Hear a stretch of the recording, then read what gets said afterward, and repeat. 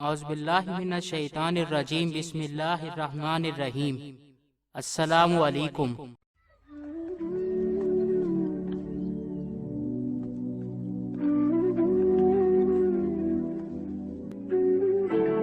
Friends, جوں عہد رسالت سے دوری بڑھ رہی ہے، قیامت قریب تر ہو رہی ہے۔ روز بروز اہل اللہ، مشائخ اور اخیار و ابرار دنیا سے اٹھتے جا رہے ہیں۔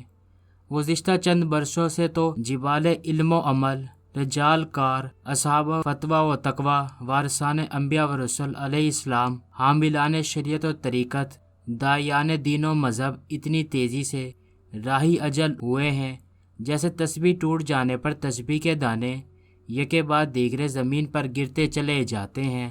اہل اللہ اور علماء کا تیزی سے اٹھ جانا بھی علامات قیامت سے شمار کیا گیا ہے۔ حدیث مبارکہ میں ہے، نیک لوگ یکے بعد دیگرے اٹھائے جائیں گے اور کھجور و جو کے چھلکے کی طرح لوگ باقی رہ جائیں گے۔ اللہ تعالیٰ ان لوگوں کی ذرا بھی پرواہ نہیں کریں گے۔ مذکورہ بالا حدیث کی شرح میں علامہ حافظ ابن حجر عسقلانی اپنی شرح افاق کتاب فتح الباری شرح بخاری میں ارشاد فرماتے ہیں، نیک لوگوں کے چلے جانے کے بعد باقی ماندہ بے حیثیت لوگوں کا اللہ کے ہاں کوئی وزن و مقام نہ ہوگا، ایسے لوگوں پر ہی قیامت قائم ہوگی۔ ابن بطال کا فرمان ہے کہ حدیث سے معلوم ہوتا ہے کہ نیک لوگوں کی وفات علامات قیامت میں سے ہے۔ نیک لوگوں کی مخالفت کی وجہ سے اس بات کا اندیشہ رہتا ہے کہ مخالفت کرنے والے ان لوگوں میں شامل نہ ہو جائیں جن کی حق تعالیٰ کو کوئی پرواہ نہیں ہوتی۔ اس سے یہ بھی معلوم ہوا کہ یہ بھی ممکن ہے کہ آخری زمانے میں اہل خیر بالکل ختم ہو جائیں اور صرف اہل شر ہی باقی بچ جائیں۔ حدیث بالا سے یہ بھی معلوم ہوا کہ اہل علم کے وجود کو غنیمت جانا جائے، ان کی قدر کی جائے، ان کے جانے کے بعد نعم البدل کی دعا بھی کی جائے۔ اہل علم کا وجود بہت سے فتنوں کی بندش کا ذریعہ ہوتا ہے، ان کے دم قدم سے فتنے دبے رہتے ہیں، ان کے ہوتے ہوئے امت کا ایمان و عمل محفوظ رہتا ہے، ان کے دنیا سے اٹھتے ہی فتنوں کے دروازے کھل جاتے ہیں اور امت کا ایمان و عمل خطرے میں پڑ جاتا ہے۔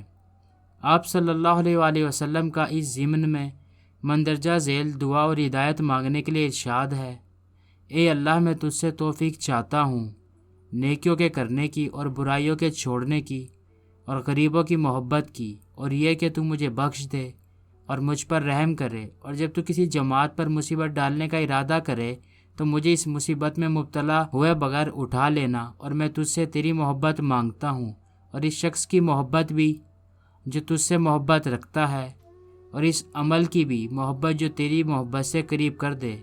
رسول اللہ صلی اللہ علیہ وآلہ وسلم نے فرمایا، یہ حق ہے، اسے پڑھو اور دوسروں کو پڑھاؤ، سکھاؤ۔ یہ دعا اسی جانب اشارہ کر رہی ہے کہ فتنوں کی آمد سے نیک لوگوں کو اللہ تعالیٰ اٹھا لیتے ہیں جب تک راسخین فی علم موجود ہوتے ہیں۔ روح ارض پر ان کی علمی شمع سے جہالت کا اندھیرا کافور رہتا ہے۔ جیسے ہی وہ دنیا سے جاتے ہیں تو جہالت کی ظلمات چھا جاتی ہیں۔ قرب قیامت میں تو علماء کے چلے جانے سے اس قدر جہل کے پھیلنے کی پیشین گوئی کی گئی ہے کہ جب بھی کوئی عالم و مفتی باقی نہ رہے گا تو جاہل مسند علم و افتاء پر براجمان ہو کر غلط فتوے جاری کریں گے۔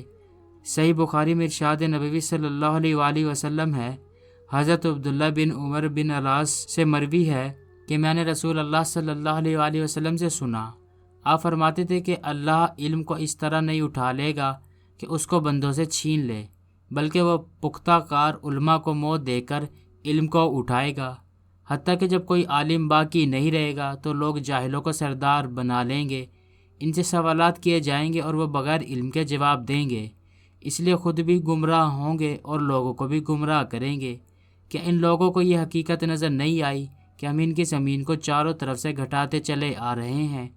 ہر حکم اللہ دیتا ہے، کوئی نہیں ہے جو اس کے حکم کو توڑ سکے، اور وہ جلد حساب لینے والا ہے۔